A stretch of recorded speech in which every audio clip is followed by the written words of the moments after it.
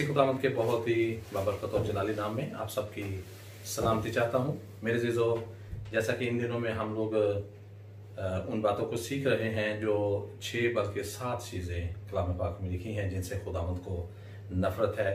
पहले जो पॉइंट हमने डिस्कस किया था वो था ऊंची आंखें, और फिर उसके बाद जो दूसरा पॉइंट है वो है झूठी ज़ुबान। जब कलाम पाक में से हम इमसाल की किताब उसका 6 बाब और उसकी 16 से 19 आयत का मुताला करते हैं तो वहाँ पर ये 7 चीज़ें जो हैं वो बयान की गई हैं। सो आज हम दूसरा पॉइंट जो है उसको हम डिस्कस करेंगे, जो झूठी ज़ुबान है।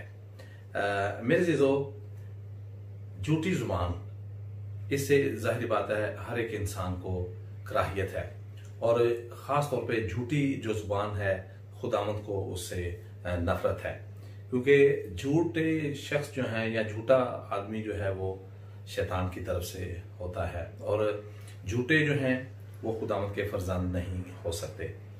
झूठे जो हैं उन्हें शैतान की नस्ल से कहा गया है, क्योंकि यूहन्ना की इंजील जब उसका 8वां बाब और उसकी 44वीं आयत का जब हम मुताला करते हैं तो वहाँ पर लिखा है कि इब्लीस जो है वो झूठ का बाप है, क्योंकि वो हर वक्त हमें उकसाता है, हमें भड़काता है, हमें तैयार करता है, और मुख्तलिफ तरह से वो हमें आजमाता है ताकि हम झूठ बोलें, बदी करें, गुनाह करें। सो मेरे चीज़ों, शैतान जो है ये एक बड़ा ही घिनौना काम जो है हमसे करवाता है। जैसे कि शैतान नाम ही एक बड़ा घिनौना सा है, शैतान जिसे कहा जा रहा है। सब इस नाम से हम नफरत तो करते हैं, लेकिन अफसोस कि हम उसके कामों से नफरत नहीं करते। हम बड़ी खुशी उसके कामों को जो है पसंद करते हैं, जिस तरह चाहे वो हमें इस्तेमाल करता है। शैतान जो है वो मैंने बताया कि बड़ी खूबसूरती के साथ और बड़े ही पुरकशिश अंदाज से इंसान को जो है वो गुमराह करता है। आज हम देखेंगे कि झूठ क्या है और झूठ की सज़ा जो है वो क्या मिलती है। और सबसे पहले हम देखेंगे कि जब हम झूठ जो है इसका मतलब क्या है। झूठ का मतलब ये है कि जब हम खुदावंद की नाफरमानी करते हैं, खुदावंद की मर्जी के खिलाफ जब हम चलते हैं तो उसे झूठ कहा जाता है।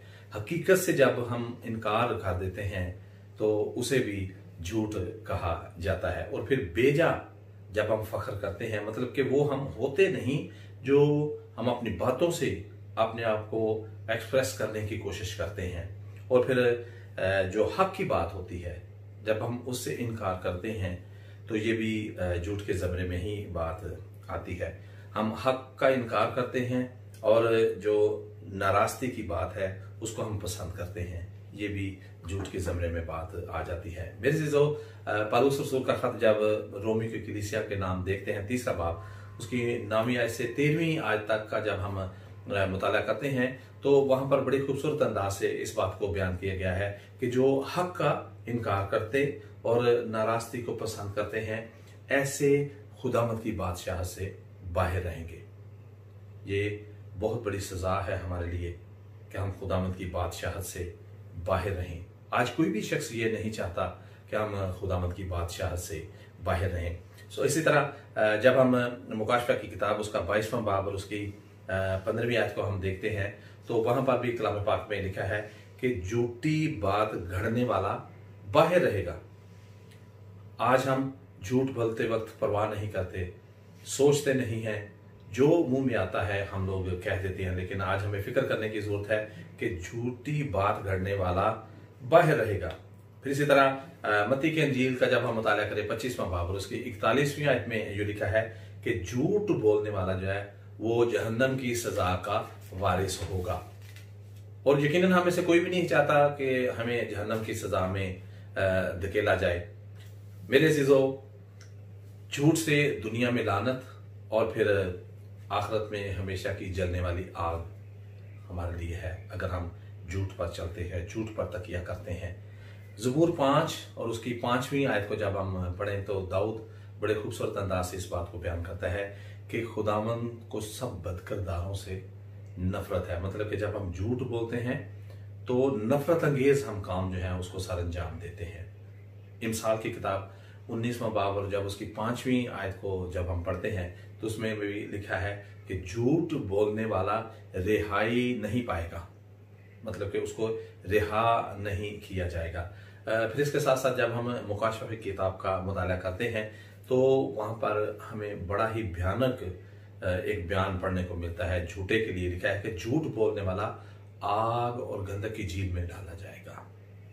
ये बड़ा ही भयानक अंजाम है उस शख्स का जो झूठ बोलता है। हम अक्सर, मैंने बताया कि झूठ को बड़ा नॉर्मली लेते हैं और गाहे बगाहे झूठ जो है वो हम बोलते रहते हैं।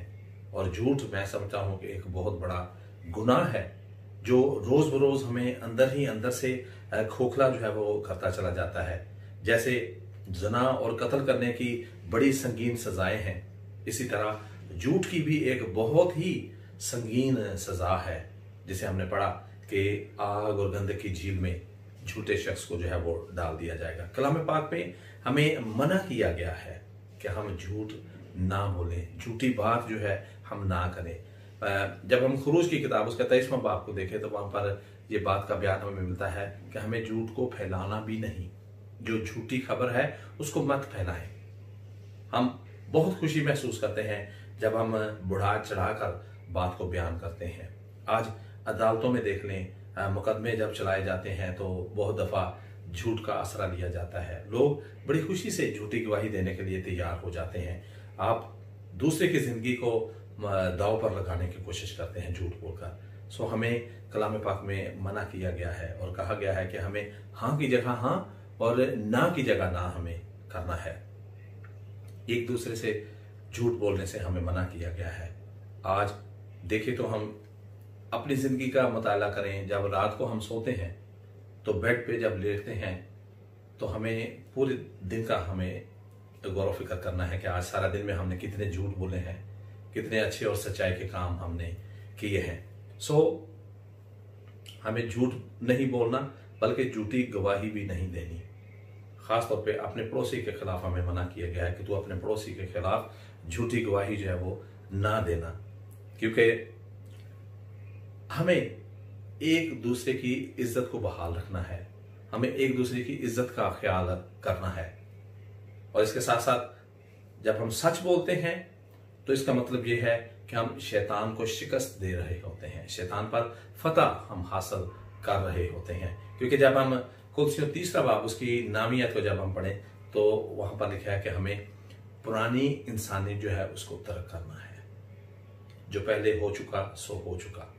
आज वक्त है कि नए तौर से हम अपनी जिंदगी का आगाज करें, नए तौर से अपने आप को खुदावंद के साथ लेकर चलें। जितनी भी गलतियां, कुताहियां, गुनाह, झूठ हमने बोलने थे, हमने गुनाह हमसे सरजद हुए, हमें खुदावंद से माफी मांगने की जरूरत है। क्योंकि सच्चाई जो है वो अच्छाई है, सच्चाई में अच्छाई है। और जब हम झूठ बोलते हैं तो लिखा है झूठ बुराई है। हमें देखना है कि हमें कौन से रास्ते को इख्तियार करना है। लेकिन बड़े अफसोस की बात कि हम झूठ से सच्चाई को दबाने की कोशिश करते हैं।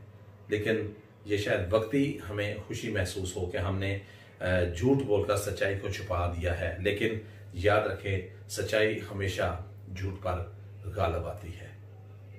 और हम अक्सर झूठ बोलकर दूसरे की जिंदगियों को दागदार करते हैं।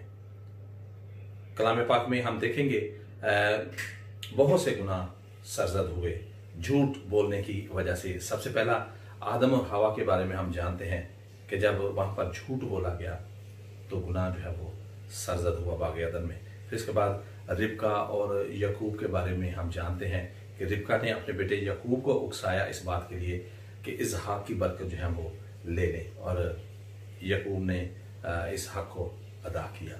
फिर उसके बाद हम देखते हैं इब्राहिम और सारा ने झूठ बोला। इब्राहिम ने सारा को अपनी बहन वहां पर पेश कर, बहन कहकर उसको उनके सामने मुखातब किया और उनको बताया। फिर नुमान कोड़ी के बारे में हम जानते हैं कि उसका नौकर जिहाजी जो था उसने झूठ बोलकर सोना और चांदी और कपड़े जो है वो लिए, और हमने देखा कि उसी लम्हा जो नुमान कोड़ी का कोट था वो उस कोड की वजह से जहाज़ी जो है वो सफ़ेद हो गया और उसको कोड जो है वो हो गया। फिर हननिया और सफ़ीरा की कहानी हमारे सामने है। उन्होंने भी जो ज़मीन बेची उसमें से हिस्सा कुछ उन्होंने बचा रखा, और जब उनसे पूछा गया कि क्या इतने में ही तुमने ये ज़मीन बेची थी, और जब उन्होंने झूठ बोला तो वो दोनों मियाँ बीवी, कलाम पाक में लिखा है कि वहाँ झूठ बोलने की वजह से दोनों जो है वो मौत का लुक़मा बन गए। फिर इसके बाद पतरस के बारे में हम देखते हैं कि पतरस ने यीशु मसीह का 3 बार इनकार किया, और झूठी ज़ुबान मेरे चीज़ों ये दम भर की है, थोड़े वक्त के लिए है, लेकिन सच्चाई हमेशा कायम रहती है, क्योंकि झूठ को क़याम नहीं है, झूठ के पाँव नहीं होते। जब अब इमसाल 2 बाब हम पढ़ते हैं तो उसमें लिखा है कि सच्चे होंठ जो हैं वो हमेशा तक कायम रहेंगे। आज हमें सोचने की ज़रूरत है, क्योंकि ज़बूर 31वां और उसकी 18वीं आयत में लिखा है कि झूठे होंठ बंद हो जाएंगे, लेकिन सादक और सच्चा शख्स जो है, जो राह रास्त पर चलता है, वो आबाद रहेगा। ज़बूर 109 में लिखा है कि शरीर झूठ बोलता है मगर सादक दुआ मांगता है। हमें सादक बनने की ज़रूरत है, क्योंकि मेरे और आपके खुदावंद जो हैं वो भी सादकुल कौल हैं।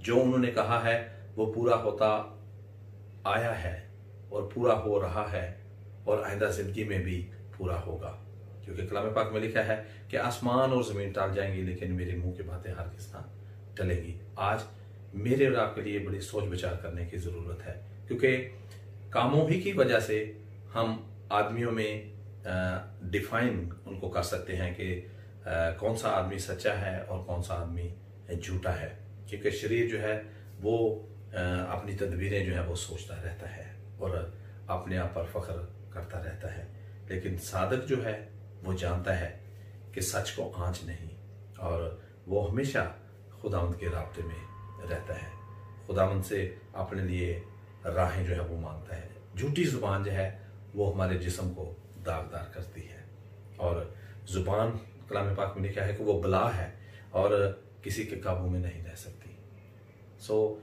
ज़ुबान की हिफाजत करने की ज़रूरत है, क्योंकि जब हम पहला पतरस 3 बाब उसकी 10वीं आयत को पढ़ते हैं तो बड़ा खूबसूरत एक बयान हमें पढ़ने को मिलता है कि अगर हम अपनी ज़िंदगी में अच्छे दिन देखना चाहते हैं तो हमें अपनी ज़ुबान को बदी से बाज रखना है और अपनी ज़ुबान को काबू में करना है।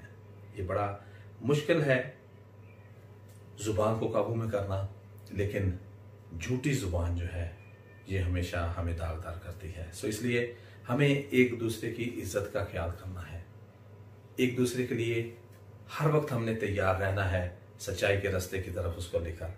सच्चाई की जो बातें हैं उससे हमें एक दूसरे को आशना कराना है।